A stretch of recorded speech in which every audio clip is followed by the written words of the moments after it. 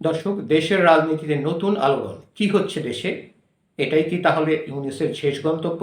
আসসালামু আলাইকুম। বার্তা নির্যাসের সাথে থেকে জেনে নিন বিস্তারিত। এনসিপিতে যোগ দিলেন ইউনূস পরিবারের সদস্য সহ ৭ শতাধিক নেতাকর্মী।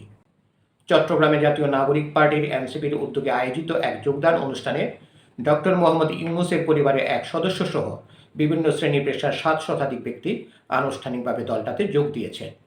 বৃহস্পতিবার ৭ মে বিকেলে চট্টগ্রাম প্রেস ক্লাবে জুলাই গণ অভ্যুত্থান হলে এই অনুষ্ঠানের আয়োজন করা হয়। এনসিপিতে যোগদানকারীদের মধ্যে কন্টেন্ট ক্রিয়েটর, শিক্ষক, চিকিৎসক, সাংবাদিক, প্রকৌশলী ও ব্যবসায়ীদের পাশাপাশি এলডিপি ও বিএনপির কয়েকজন নেতাকর্মীও ছিলেন।